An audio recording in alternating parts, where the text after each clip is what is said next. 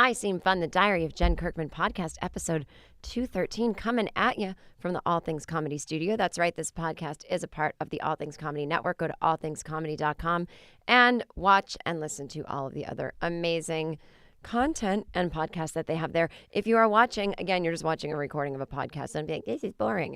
That's what you're watching, someone record something that's meant for audio. So that's on you. All right. Oh my God, there's so much to talk about. Well, first of all, I've already recorded episode 212 and I'm deciding that this is going to need to be 212 because I'll explain what I recorded to you in a minute. I can't even believe I thought it would be listenable. But my tour is over. Tour is over if you want it, as John Lennon said. Or that was war is over if you want it. If you... Oh, no, can I not do it? Tour is... Oh, where's the part? This was going to be so good. And we're going to get it.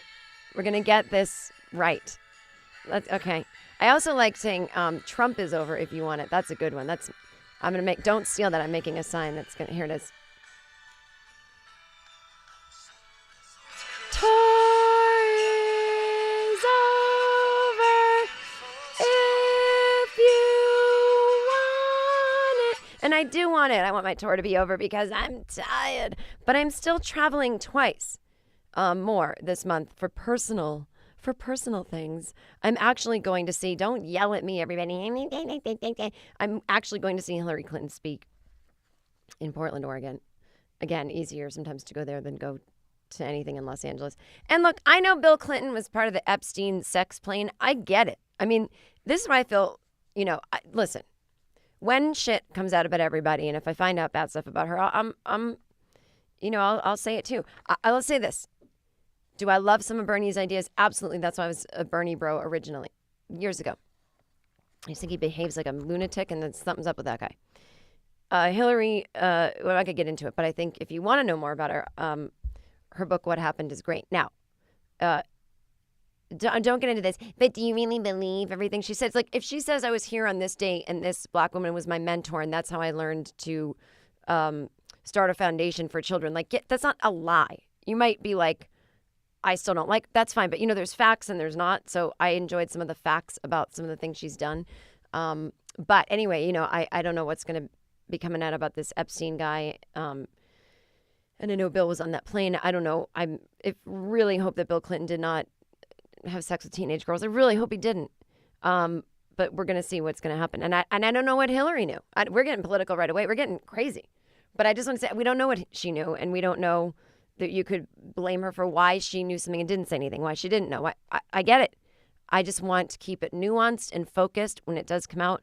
In many ways, I feel bad for what people don't understand about like how feminism keeps growing as we women learn too. And she's an older woman. Oh, I did a gig with Gloria Steinem this week. It was underwhelming, I'm going to be honest with you, but I'll explain why.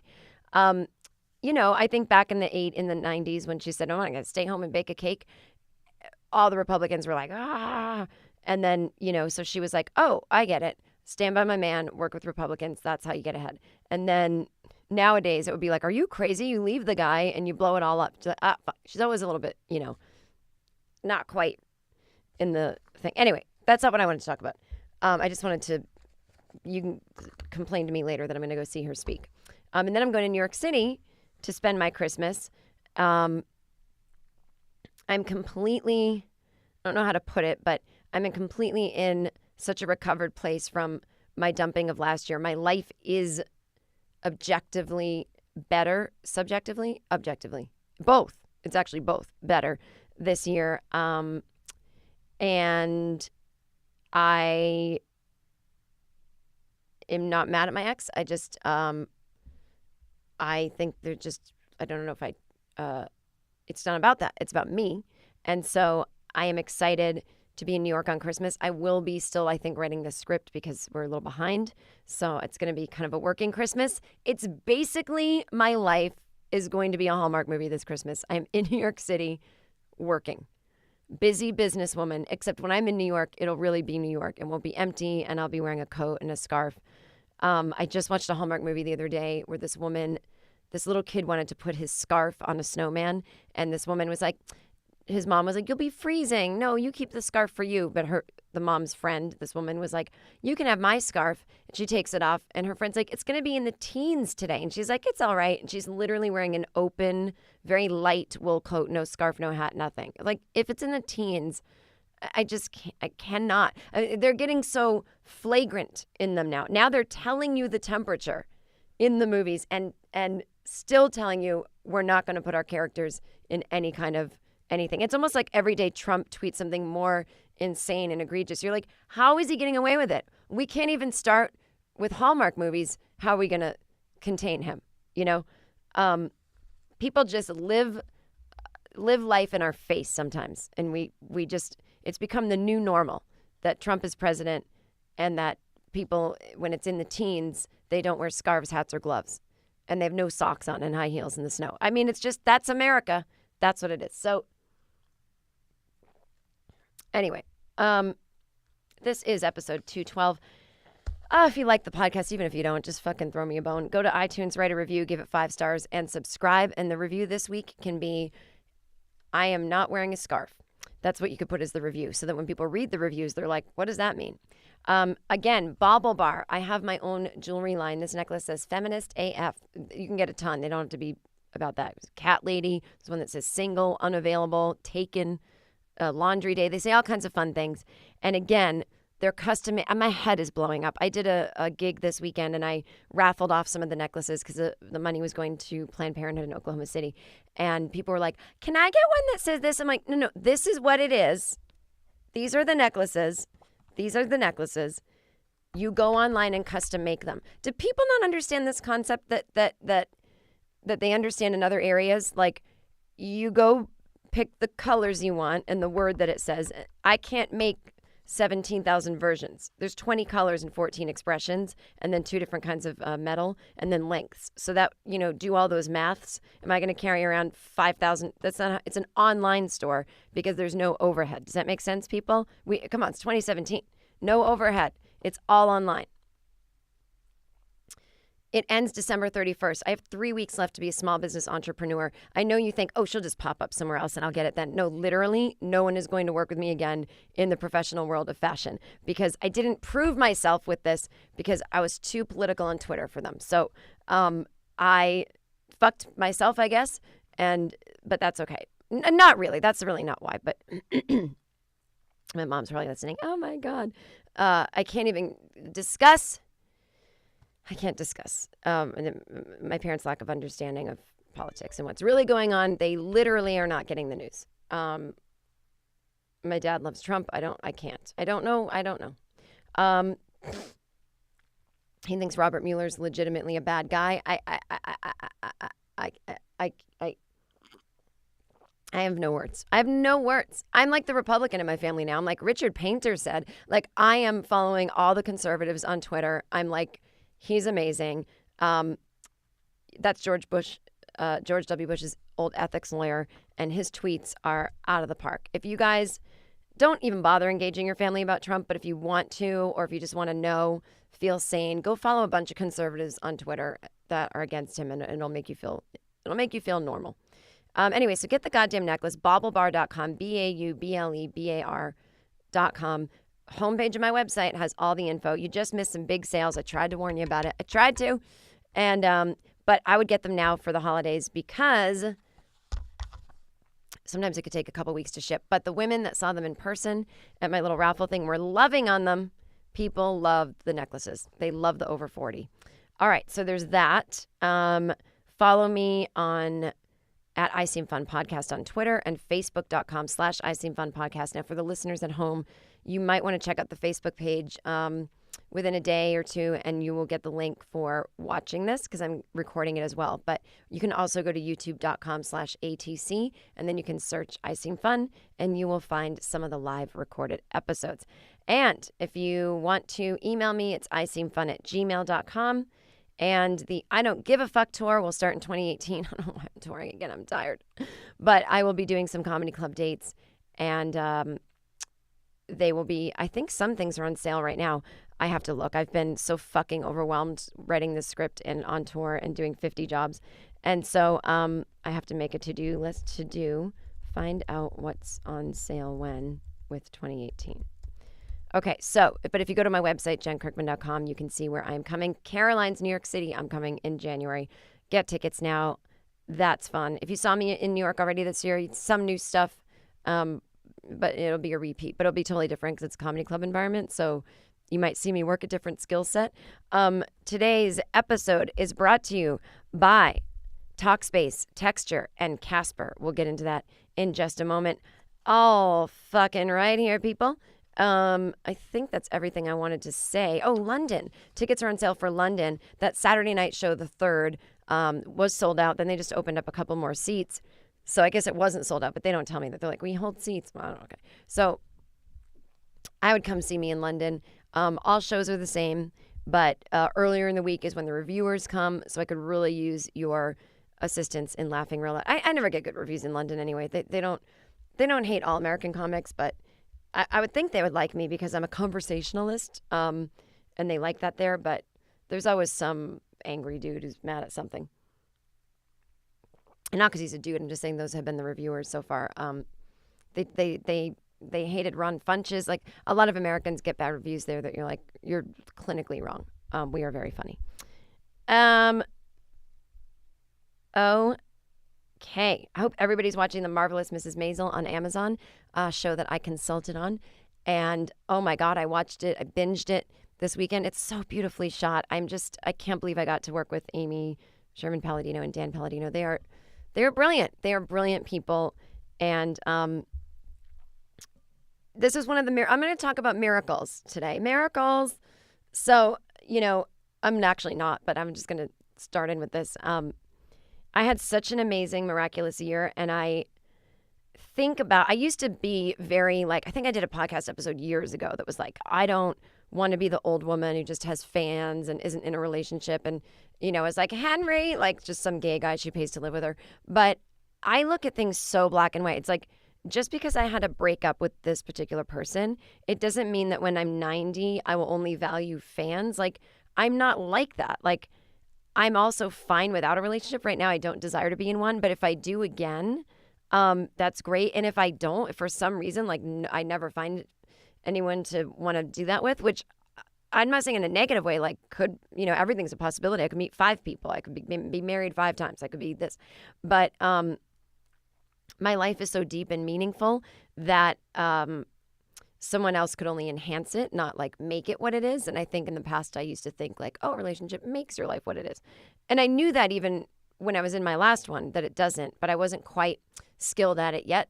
So now I'm really getting it. And anyway, so my point is that it's okay actually to love your work and to live it and breathe it, as long as I tried to do good things this year with my job, doing some charity shows for Hurricane Harvey relief, Planned Parenthood. Oh my God, my Christmas show at the fucking Hollywood Improv this Thursday.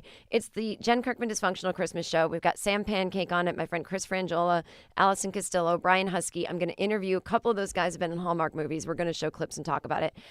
Throwing candy at you. Singing Elvis. We're going to raise money for the LA Food Bank. I'm also asking everyone to bring an unwrapped children's book because there's a Barnes & Noble book drive for the poor children. And I love doing stuff like that. So I try to do charitable things throughout the year with my shows when I can. And, in my own personal life, there's a lot of hippy-dippy helping and spiritual shit going on. So I have a very fulfilled life. And so I can't believe I ever thought that work was something I should hide or be ashamed of, or don't get too into it because you don't want to be one of those Hollywood weirdos who's alone. It's I'm not alone. And my life is giant and there's so many people in it. And again, as I said, things are deeper, more meaningful with my friends than they were in the past. That's my tendency. When I'm in a relationship, I'm like this. I come home, I tell you everything that happened that day. And then I'm not telling anyone else. Well, now I got to tell this person that story and that person. It's I didn't know how to spread it around. And that's not why my breakup happened. It was more to do with my ex and his issues and his timing of being in a relationship with them. But, you look at maybe what could I do better next time with him or someone else? I don't mean with him, but you know what I'm saying? You could just do better next time. Doesn't even have to be specific to that person was my point. Anywho, so that being said, one of the miracles I had this year, and I'm telling you people, I know you might not like this suggestion, but if you want my holiday suggestion, if whatever, as Chevy Chase says in Caddyshack, there's a force in the universe, Danny.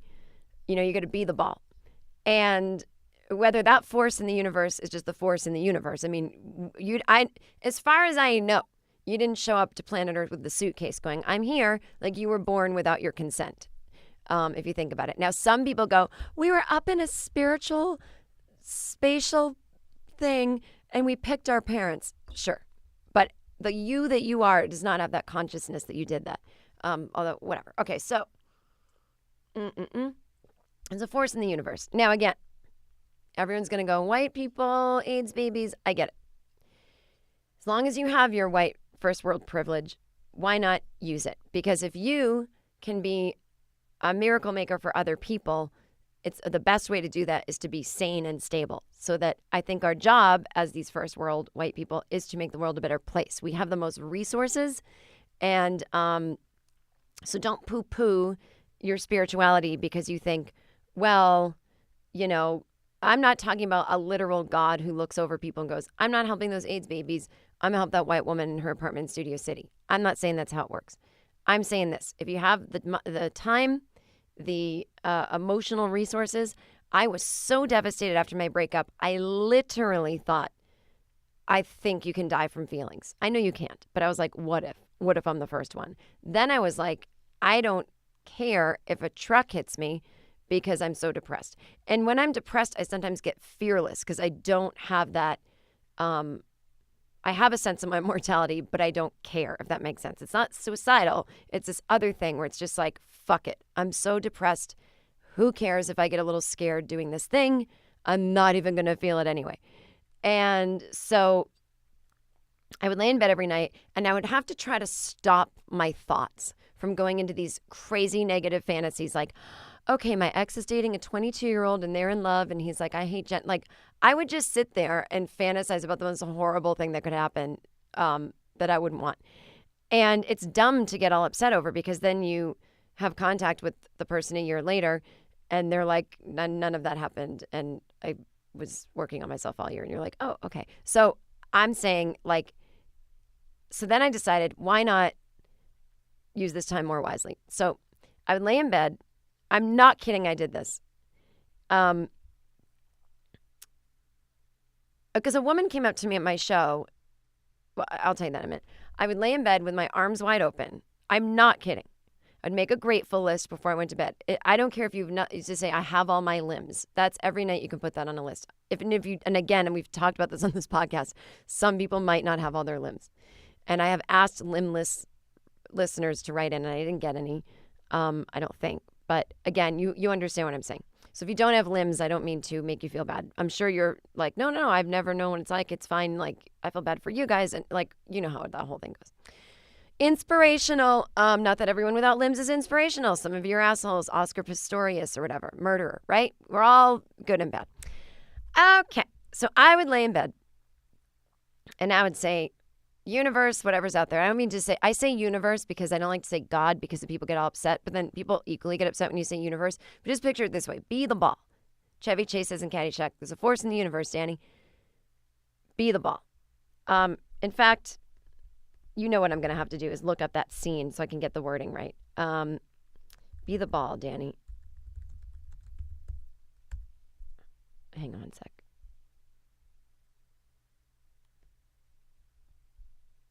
Okay. No. And I'll tell you what I did.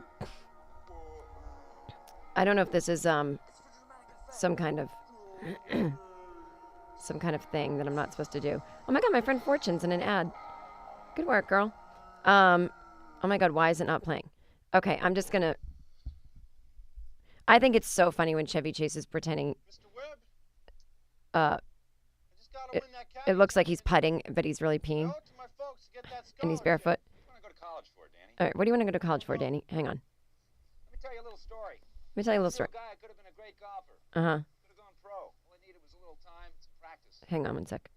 Decided to go to college instead. At the end of his 4 years, was the last. Hang on. He was night putting. Just putting at night. 15-year-old daughter. All right. Hang on. Is this You know who that interesting? guy was, Danny? Take one good guess. Okay. Jen has a podcast where she watches Caddyshack and says No, nothing. That guy was Mitch Kumstein. But anyway, Right. all right. He's a good guy. I know I could just look up the Don't quotes. be obsessed with your desires, Danny. Don't be obsessed with your desires, guys. The Zen philosopher Basho once. The Zen philosopher Basho once said, A flute with no holes is not a flute. "A flute with no holes is not a flute." Is this real? A donut with no hole is Danish. He's a Okay. funny guy. Okay, then he's doing no. Force in the universe, Danny. Maybe he's not doing it. Okay. You missed just that one. He's force in the universe, Danny. I'm just going to get the quote. Shortest distance between 2 points is a straight line in the opposite direction, Danny. Aha. There's a force in the universe that makes things happen. All you have to do is get in touch with it. Stop thinking. Let things happen. And be the ball. Oh, my God. Logan's greatest song. Anyway, the point is, everybody, be the ball, okay? So I'm laying in bed, and my arms open out, and I go, oh, there's also one of my favorite quotes is, live as though the world is tipped in your favor. Because again, whatever's going to happen is going to happen, but at least our attitudes can get us through it. So I laid in bed, my arms open. I said, I have a feeling, God, universe, force, be the ball, that you want me to have a big, beautiful life and that I am stuck, right? I am stuck on that. It's got to be with this person. I'm stuck on that. Please remove that from me and give me the big, beautiful life, but make me want the big, beautiful life that you have for me. And man, I mean, I did that every night while sobbing, not believing it, going, I hate this. But I did it. And I'm not saying things happened because I did it. But what I'm saying is these things were going to happen anyway. And I could have been miserable leading up to them, or I could have been open to it so that when they happened, they felt magical instead of like, I'm miserable and I'm going to hold on to what I want and not look at why this might be a good thing, you know, that kind of thing. So anyway, this all goes back to when I got a call from my agent saying there's this woman, she created Gilmore Girls, you know, Amy Sherman Palladino. I'm like, of course. She's like, they have a new show, The Marvelous Mrs. Maisel. They want to have a Skype call with you. And I did it, and I was just like, I should have been nervous, but I was so depressed that I wasn't nervous. And so that actually was a bonus. And so I look at that as like lucky. And then I got the job. And so I had to fly to New York and kind of move-ish there for like on and off for 6 months and write on the show and consult about some of the stand-up performances of all the characters that do stand-up. And so did this other comedian, Noah Gardenswartz, who's really funny. And again, like I didn't write any scripts or anything, but there were jokes here and there and stuff like that. But it was so delightful. And to get out of LA where like you might run into your ex or something like that. And I was so mad at New York because it was like one of the things my ex and I would talk about. Like I wanted to move back there. He didn't. He was sick of it. Like we went to New York one time and just had a miserable time because he was miserable being there. And I was like, oh my God, I never want to go to New York again. New York, you ruined my relationship. And then I was sent to live there. It's like, come on, that's pretty fucking cool. So, and then I got over it and was like, no, New York is mine again. And so anyway, I just felt like I can't explain to you guys how depressed I was. It was, if I hadn't been so depressed, I would have been frightened at how depressed I was. And anyway, this great article in New York Magazine came out this week about Amy, who created Marvelous Mrs. Maisel. And it's so funny because the show, like as we were doing table reads, like sometimes I would just cry because it's like this guy who left this woman and she's a stand-up and she just has her career now. And I was like, oh my God. But what I learned at this job was everyone was very kind to me. I felt like I had work to do. It was, I didn't have to be a little entrepreneur in that moment and like think of a book to write or think of it was like I was there in service of someone else and their idea. I learned a lot. It was like getting a graduate school education and running a show. It was a gift. It was just a goddamn gift. And so then Amy was interviewed in New York Magazine. She's got amazing quotes, but one I took a picture of it is I grew up around comics. They are not always a chipper, happy bunch. If they were, there would be no comedy because comedy doesn't come from a bunch of happy, well-adjusted people. But she chooses cheerfulness over cynicism, and that I am this way too. She says, I'm such a cynic. I believe kittens would kill you if they could figure out how to get to your neck. But I love the world where my lead characters are powering through it without that cynicism. I love the energy of female heroines tromping through life with their high heels and their great hair. Why not have some color in your fucking life? You're going to be dead in like 5 minutes anyhow. Just enjoy it and wear a hat. And Amy always had these fabulous hats. And so that's how I feel. And I loved that quote from her. And it was like to get to work with someone that kind of had that similar philosophy, and not that she cared that I had the philosophy or that we ever discussed it, but to be around that was like exactly where I needed to be. And I'm not saying the universe orchestrated my breakup so that I could then have that job. I'm not saying any of that. I'm just saying, like, look at how well things run, and I get to look at them and go, oh, wow, I never would have, no one would have been, if someone went like, okay, you're going to get dumped on Christmas, what do you want after that? I would have been like, I wouldn't have been like, oh, to meet someone I never met who's like a groundbreaking showrunner and director, and then I'll move to New York for a little while and I'll work on this show about stand-up and I'll be really inspired. I would never have thought of that.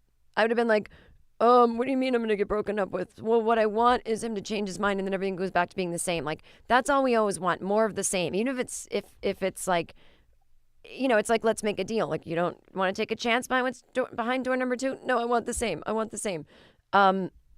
In a lot of ways, I'm a risk taker because I say yes to opportunity. And in a lot of ways, I'm not, because I am like, and so I'm really glad that I stayed open this year. And I'm not saying that that's why things happened, but that's why I enjoyed the things that were happening. It gave me a perspective that I could count on. And that was all I had, was my perspective. So anyway, I didn't think I'd be talking about all that. But so I'm going to New York. I decided that that's where I want to spend Christmas, and because I will have writing to do. Busy businesswoman. And my dear friend from college, who I was reunited with, my friend Liz, we were reunited because she had just moved to New York a few months before. So we had coffee around Christmas last year. And, you know, I was kind of saying to her, I'm like, I have this feeling I'm going to get dumped. She was like, oh, I'm so sorry. And, you know, she didn't know my ex or anything. Like, we hadn't been in each other's life in a while. And then I did get dumped the next week. And then I had to go to New York. And I'm like, Liz, I'm here. And she and I hung out a lot, and her sister. And again, this was my college roommate. Like, I always say I stole my personality from her when it became a stand-up. And it was amazing. And we both changed so much. And yet we've changed from who we used to be. But we're both still similar again. Like, we both like all the same things, but it's different from before. And she's just a lovely person. And we have the same kind of like spiritual views and all that kind of shit. So, yeah, there's going to be like a Christmas brunch that she's putting together at a restaurant with a bunch of people. I'm finally going on the Dyker Heights, Brooklyn Christmas light tour, which I didn't realize was like a whole thing. Like, I thought people were like, oh, just go to Dyker Heights, Brooklyn. And, you know, they have beautiful Christmas lights. It's like a thing. There's a documentary about it. I'm taking a bus. It's like a 3.5-hour bus tour. And I got a VIP seat. No big deal. I mean, you pay for it. They weren't like, oh, you're a VIP. And the houses in the neighborhood, each one spends about $2,000 to $10,000 getting it professionally decorated. And so it's like a crazy Christmas wonderland. So I'm going by myself the night after Christmas, and not in a sad way. None of my friends are interested in paying the money that I was willing to pay to do this. I mean, I think it was like $60, but people are like, I don't care enough to spend 60. So that's going to be my gift to myself. And then, yeah, I'm staying in one of my favorite hotels. It's gorge. I had enough JetBlue points to fly Mint on the way there, which is exciting. And oh my God, if you guys fly as much as I do and you can never get your JetBlue points, or you just want to, I mean, it's a lot of money to pay for a Mint seat on its own. So I wouldn't do that. But I mean, it's their first class, but they don't say first class. And some of the seats are just like normal first class seats. You sit next to someone, but some are your own little pod, like a little apartment. And I love it. And when the plane lands, I'm like, no, I want to stay in the pod. So anyway, I'm very looking forward to my trip, and I'm doing a really fun show there on December 23rd at City Winery with Rhett Miller, Janine Garofalo. It's his annual Christmas show that he does, and I've done it before, and it's super fun. So I'm just like, yay. Anyway, so last week I was in New York, last-minute show, doing something for the Ms. Foundation at Caroline's, and I met Gloria Steinem. And, you know, I was really excited, but maybe I was just being annoying. She had other things to do. But I gave her a feminist AF necklace. I think she was kind of like, huh? I mean, she's an 83-year-old woman after all. She seems 40, but I think she's just maybe shy. Like, she was just kind of quiet and dignified, and sometimes I don't really jive with those people, if that makes sense. Like, for example, like when I met Courtney Love, I was like, oh, I understand this energy. Like, and she wasn't coming at me all crazy. She was kind of actually sitting there like, but I could see like, oh, that's someone trying to sit there quietly who inside is buzzing. And Gloria Steinem is actually someone who's sitting there quietly. And I'm like, I'm uncomfortable. And so she was really nice. She sat up front and watched the show. I did some stand-up. And I referenced her a couple times on stage. She probably didn't like that. But she came up to me after. I just said, thank you so much. It was such an honor meeting you. She goes, oh, I love your stand-up. It's like a Russian novel. Now, I don't know. I think that's a compliment. I think she means it goes too long and doesn't make sense is probably what she meant. But I think she meant it goes twists and turns. I mean, I haven't read a Russian novel since I was a pretentious high schooler who would take them with me to friendlies to sit there and be like, yeah, Dostoevsky, bitch, that's how long this is. You know, just holding a giant book. If there were Kindles back then, I would not have read it on one because I needed people to see what I was reading. I'm smoking and reading. I mean, I got to be honest with you. I was not wrong about how to live.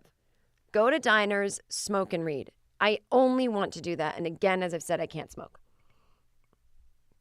But apparently, it's literally all I think about. I will never get over it.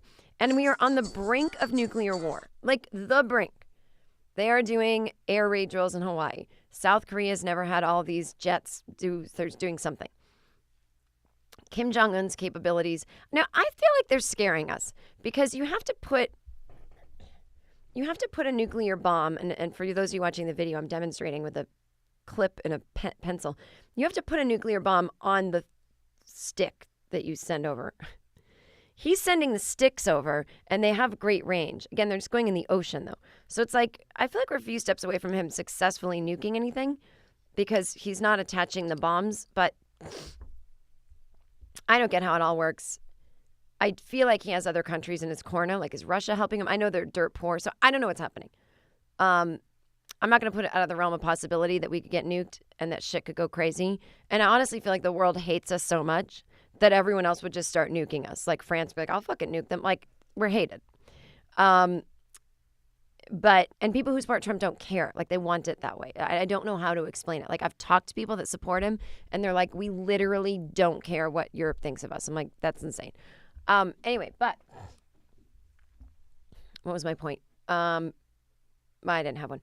Okay, anyway. Oh, so even then, with me knowing the world is ending, I will not start smoking again because that's how much hope I have that I don't even know I have. It's just inherent in me. And I hate that about myself right now. Okay, so anyway, I was talking to, and so this is what this episode was going to be. And why don't you guys do this? Why don't you send me an email, iseemfun@gmail.com, and tell me if you would listen to this episode that I recorded, and I'll tell you what it is. Or go to the Facebook page, facebook.com/iseemfun. Facebook.com/iseemfun podcast. And write in the comment section of this episode. So somebody had asked me, I'd love to see you kind of mystery science theater, a Hallmark movie. I'd love to hear you do a podcast where you watch one and comment. I get it, but what I should have done is like, and you'd have to get the rights to it and whatever, but, you know, like my friend Doug Benson does Doug Loves Movies, The Interruption. What's it called? The Movie Interruption? Something like that. And you sit there and watch movies and interrupt it. But as it keeps rolling in a giant theater and people are being funny on microphones. And it's usually a movie people have seen before, or if they haven't, they don't care. But I was watching a Hallmark movie cold, like one I'd never seen, and trying to describe to you guys what was going on. And I suppose some of the things I said were funny, but there was no time to make jokes. It was just like, I have to tell you what's going on. But I'd have to listen too. And so I don't know what I was thinking. It's like an hour and a half long podcast. There are some funny moments in it. Of course, like I might sidebar for a second. I started to get the hang of it after a while, but I started to listen to it and I was like, I cannot release this and tell them it's a podcast. Like I might have to release it as a bonus because I don't even know. But I was just like, okay, so what's that guy's name? Okay, so he's making toys and his brother's like this. I mean, I don't think it's very good. And if I were an advertiser, I'd be like, no. So we're going to see what's going to happen with that. But write me and let me know if you want to hear it, because it's a great movie. It's about a busy woman who's a professional organizer who helps a widowed toy maker dad organize his life. And the toy maker, I mean, he's not just some idiot who's making toys. He runs a company with his brother. His brother's a suit and tie type. And this guy, Bobby, is like, I love toys. And, you know, his wife's dead, he has kids. The head of the superstore, like a Walmart, is coming to see if those guys could be in business with him. And next year they could have toys for sale in his store. And weirdly, the superstore guy is all about family, and they make him a family dinner, and it's his wife's a vegetarian. Everyone's freaking out. I really think you'll want to know about this movie, but let me know if I should release that episode. I will only do it by popular demand. So you know where to find me to let me know about that. But what I've been doing all month is, this is the holiday themed month, like it or not. And I've been reading emails from people, the ongoing controversy of if Die Hard is a Christmas movie, and everybody talking about their favorite things. I have so many emails here, it's ridink. So I'm just going to take it from here, and we'll do a few of those as well. I think I forgot to talk about, though, last week I had my annual conversation with my mom about the Beatles at Thanksgiving. There was some family drama this year. I won't get into it. I was very sad. It was possibly on a crying jag for a little while. Just can't take. No one in my family is like talking about Trump or like forcing it on me, but there's just little things here and there that I'm just like, I feel things have changed because of him, and I'm not going to get into it. But washing dishes with my mom, and we're talking about the Beatles. You know, she's not in the digital age. She's not iTunes or Spotify, please. But she was talking about, you know, she sells her Beatles albums. I'm like, do you have any on CD? I got her the White Album CD once. And she was like, no. I'm like, so, you know, I just put on iTunes. I have every Beatles album, not to brag. And so we're big fans in the Kirkman family. Well, me and my mom are. And we were listening while we were doing dishes. And she gets on her thing. It's like, if you would think that we were having an argument about Trump. She gets so mad at me when I make fun of Ringo Starr. He is peace and love, Jennifer. Stop doing, Jennifer. Why do you say? Because as Howard Stern fans know, they love playing that YouTube clip of Ringo Starr saying, after October 22nd, I have too much to do. I am selling my things with peace and love, peace and love. And he sounds angry. And I was telling my mom that I went to the Rock and Roll Hall of Fame in Cleveland. Big bummer. And the guy there was like, you just missed Ringo Starr's drum set, like the original one from the Beatles. He came here to pick it up. He's selling it. I'm like, what? Like, that's such a weird image to me that, like, you know, the way that my mom was trying to pawn off old Christmas decorations on me, like, this is from when you were a baby. And I'm like taking it home. Like, Ringo Starr, like, I'm just picturing him physically coming in and picking up like a bass drum and just schlepping it back to wherever. And I've heard he's like selling all his stuff. And I'm like, does he have no money? And then, you know, but I was like, no, but he was in the Beatles. But it's like he was the drummer, people. And I just read, oh my God, and I got to get her on for a They Seem Fun because she's wonderful, is Patty Schemmel from the band Hole. Her book hit so hard. She's an amazing drummer. She's an amazing person. And she has, that's a good read. That's, especially if you're a 90s person, it's real detailed about her whole life, playing with Hole, living with Kurt and Courtney, all that stuff. But then beyond that, it's her story, before and after those moments, of course, of being a drummer, of losing it all to drug addiction. And just, I mean, you know, every once in a while, like, you have the people that are famous for their problems with addiction, and you're like, and then Michael Jackson comes in and like trumps everybody. It's like, oh, that guy was the hardest going of all. Guy's doing propofol at night. You know, we talk about Elvis with his pills. And in that way, like, Patty, and I'm sure she's glad for it, is not known for her addiction, I think, in the general sense of the world. And she had a bat. And it was like, the recovery stories in here are crazy. The attempts, the how many times. Oh my God. It's heartbreaking. But you can really see where people start to spiral and they just can't stop. So her book is amazing. And you already know that it has a happy ending because she's got an amazing life. And she did a documentary called Hit So Hard. And this book is like the way more detailed version of that. So that's a good Christmas read if you're not going to get my book, I Can Barely Take Care of Myself, which you should give to friends who don't want kids. I think that's also a good holiday day gift. Anyway, so in Patty's book, she was talking about how much money the drummer makes. And I was like, oh my God. It was like you could make more a year probably like working retail probably. Like it literally when she was on tour with Hole or like when they were making this album or that, it's like, wait, that's all you got? And so and she was like, yeah, like the drummers get screwed and they're easily replaceable, even though they're not, but people think of them that way and whatever. So it's like, so anyway, it's like, I don't know how much Ringo got for like tours and stuff. And obviously they haven't been together in decades. So it's not like, how long does that tour money last? And he doesn't have any songwriting rights. And, maybe he did his own thing, but I don't know. I don't know how. Well, let me look up Ringo Starr's net worth. Although these things are wrong. It says that my friend Chris Fringel is worth $18 million. I was like, do they mean pennies? And mine isn't accurate either.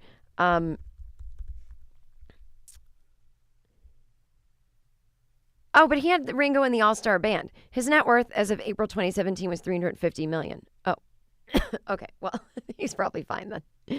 Even if that's off by $100 million. Even if it's off by $250 million.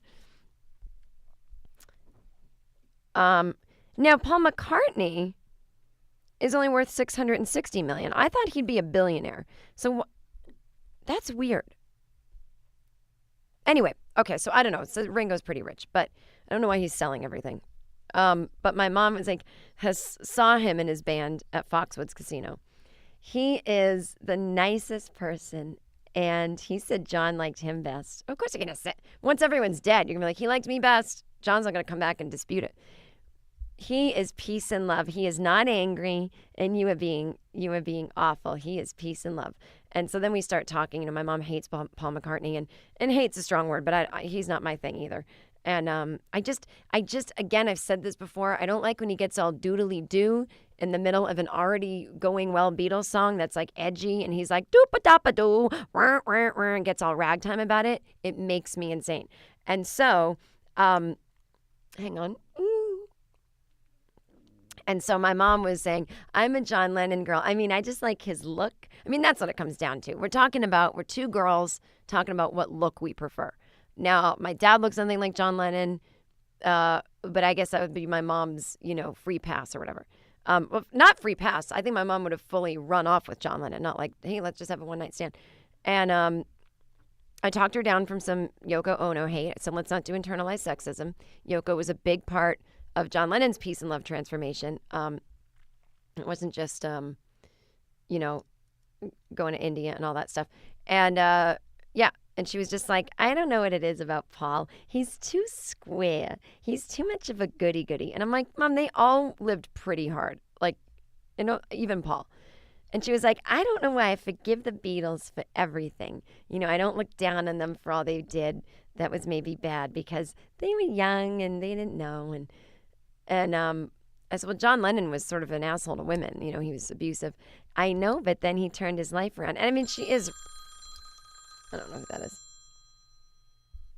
Anyway, my whole point is, it was an annual discussion, and I don't even know if my mom knows about the song Simply Having a Wonderful Christmas Time, but I'm not going to ruin her life and tell her about it.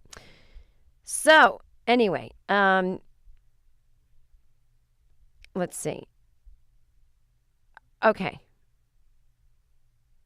This guy, Jack, is writing about the listener who said he wanted to act gay in order to compliment a woman's shoes. I knew this was going to come. I thought I had given a very nuanced answer that included, like, what does act gay mean anyway? But, like, we know what he meant. We meant, like, a Three's Company, hey, girl. Like, that's what we meant, act gay, which would be offensive to gay people. But in the context of what we were talking about, just everybody calm down. So this guy's reading me the riot act. He's really disappointed. He said, you read a listener email about a straight guy who asked if it's all right to act gay in order to compliment a woman's shoes. As a longtime listener, big fan of yours, and as a gay man myself, I find this somewhat problematic. I'm disappointed that you basically gave him permission to do this without examining how this may seem a little condescending to men who are actually gay. Jack, I'm sorry you felt that way. I thought it was implied that this was a completely silly email and that, of course, I don't think there is a way to act gay. I never know who's gay.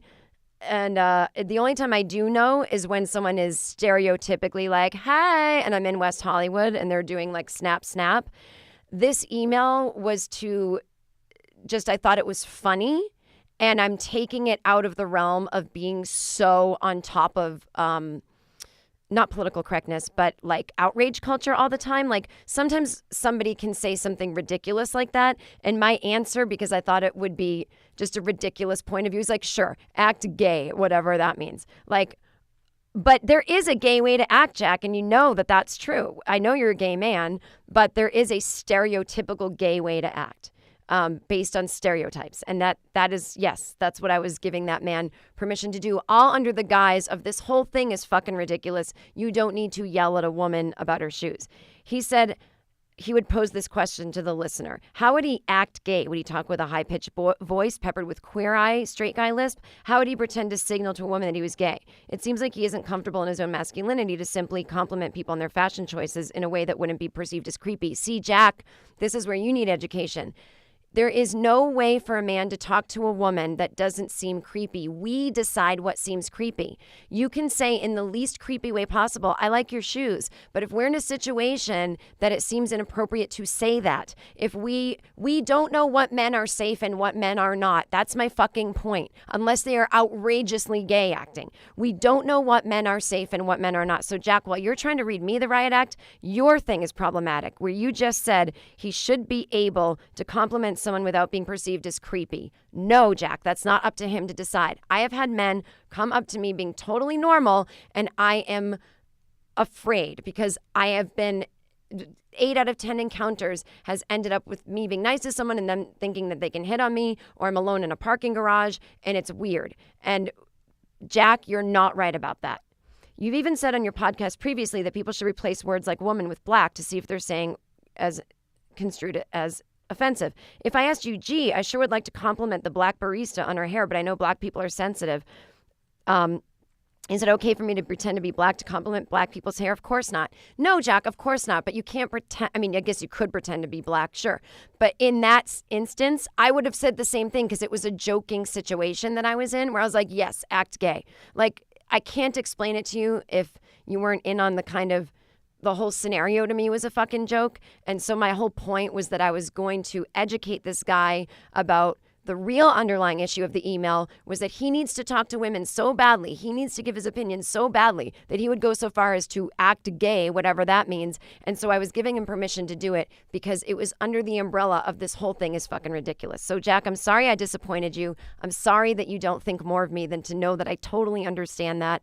And we'll just have to agree to disagree about that segment of my show. How long have I been doing, Aaron? 7 hours? 48. Okay, we have 10 minutes left. Can I do 10 minutes? Or no? Okay. So this email.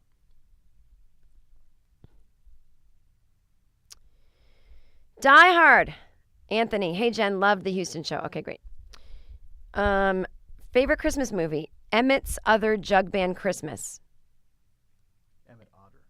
What is that? Oh, Emmett Otter. I thought it said Emmett Other. Who is that? It's a Disney like puppet Christmas. It's special. old.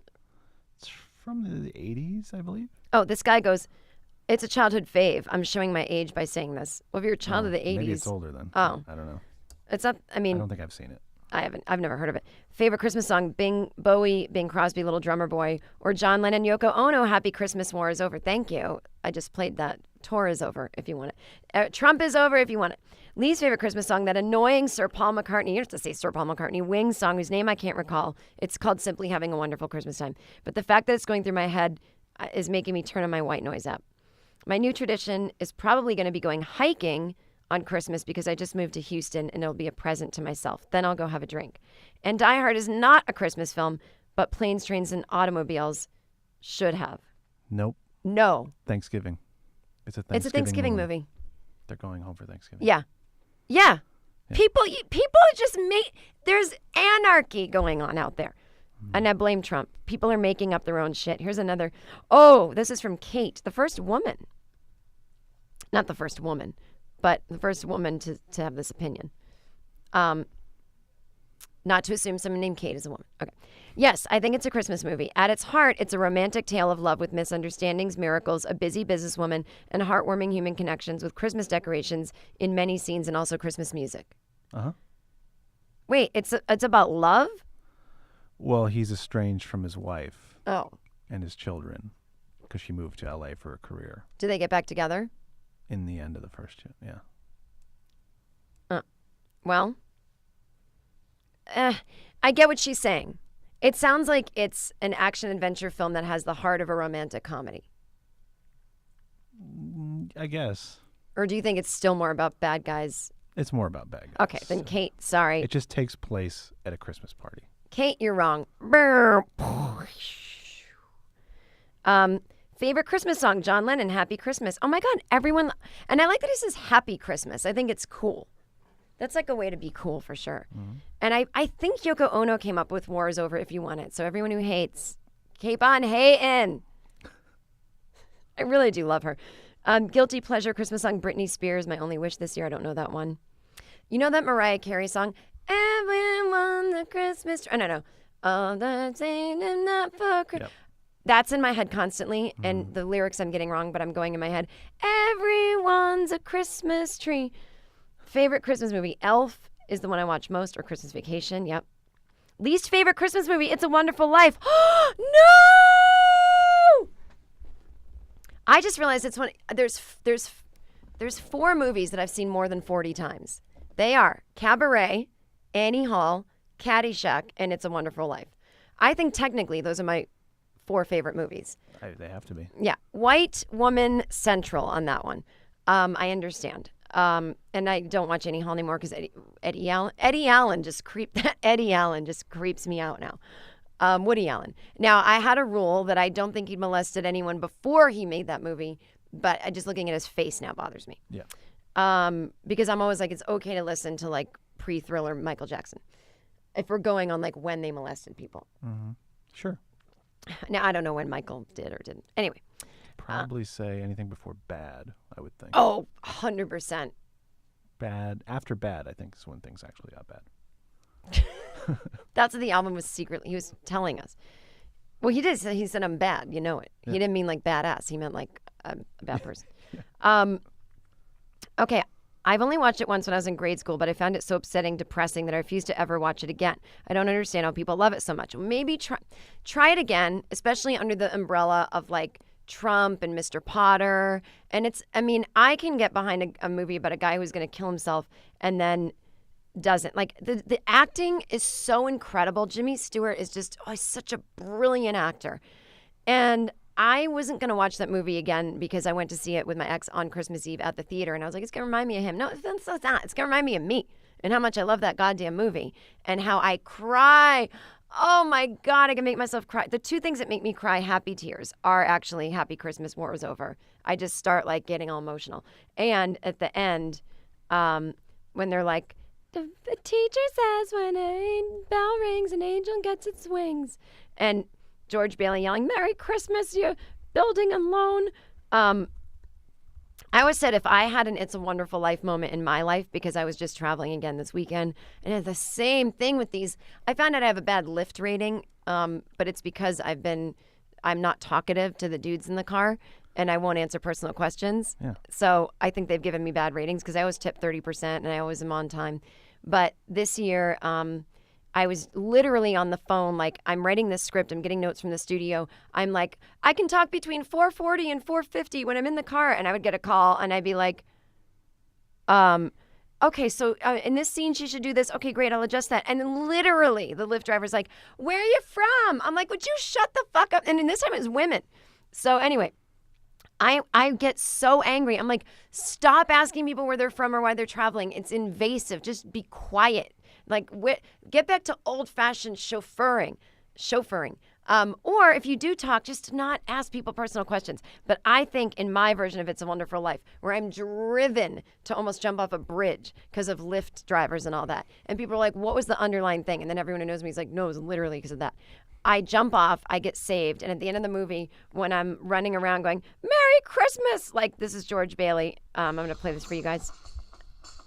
Oh, why these ads are driving me crazy. I don't want the video to play after the ad. I want to be able to skip ahead and do what I want to do. A girl's got to do what she wants to do. Hang on one sec. Am I allowed to play this? Maybe. Oh, Merry Christmas. He's just ringing. He's so happy he's not dead. Merry Christmas. Merry Christmas, Lyft drivers. He's just saying Merry Christmas to buildings. Merry Christmas, Uber. Merry Christmas, Lyft drivers. Merry Christmas, people that check me in at the hotel and ask me why I'm in town. Merry Christmas, people at customs who ask me if I'm really a comedian and why they've never heard of me.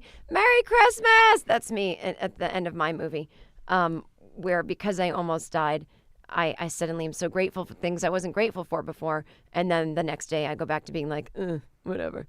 All right. Well, you know what? I think we're going to end there. Maybe one more quick email. We'll see what people say. So I guess we're not ending there. These are some of my favorite things. Favorite Christmas carols, Angels We Have Heard on High, Joy to the World. This woman is a Virgo, Michelle. Oh, and her email address is has the word library in it. So sorry, that was probably too much information. But she has like bullet point outlines. Favorite Christmas carol, a parentheses S. Traditional, Angels We Have Heard on High, Joy to the World, Silent Night. Modern, I'll Be Home for Christmas, Sweet, Sweet, Sweet Secret Peace by Neil Flynn. Winter Song by Ingrid Michaelson and Sarah Bareilles. Then least favorite Christmas carols. Traditional, The Little Drummer Boy. Modern, Christmas Shoes, It Needs to Die in a Fire. Ooh, last week someone loved Christmas Shoes. Carol That Makes Me Cry. Judy Garland sings Have Yourself a Merry Little Christmas and Meet Me in St. Louis at Rexme. Now that's a movie I've never seen and don't give a fuck to see. Do not care. Do not care. And I love the Judy Garland. But that song makes me sad. And it's because I had to ice skate to it once by myself as a little kid because I got invited to a very popular girl's birthday party. And they were like couples skating. Not couples like relationships, but like partner up. Mm-hmm. And it was an odd number of people. And I didn't get out there. And I sat by myself to that. Oh. And I know. I didn't even like this girl. I just had to go to a party. And then that memory probably isn't even true. It's probably like I realize now half my memories are probably made up. Favorite traditional Christmas movie? Charlie Brown Christmas, Holiday Inn, minus the racist bits. Yep, Little Women. Little Women's a Christmas movie? I think that we're getting into dire territory. Yeah. Favorite Christmas movies, modern, The Ref. What? That is a Christmas movie, yeah. Really? Yeah. Scrooged. I mean, that is. While You Were Sleeping. With Sandra Bullock? Yeah. I like to say Bullock. I don't know if that is. No, we'll see. Oh, fuck. I forgot to watch Love Actually. And then lastly, least favorite Christmas movies, Frosty the Snowman. I never liked that either. And modern, Love Actually. Merry Christmas. Oh, yeah, she says she's a librarian. Well, I love it. Thank you for weighing in on that. I don't know about The Ref. Well, I've never seen it, but I have strong opinions on things that I haven't even seen. All right. Well, hang on. Now I'm just reading people's emails. Why can't I ever end this normal? I can never end this normally. Okay. Until next week, have fun. Oh, I forgot to do ads. Go for it. We're still rolling. We'll just interrupt the program and do them all in a row. It's okay to do them all in a row, right? Yeah. Bill Burr does it. Should I kill the video? Oh, yeah. Kill the video, kill the radio star.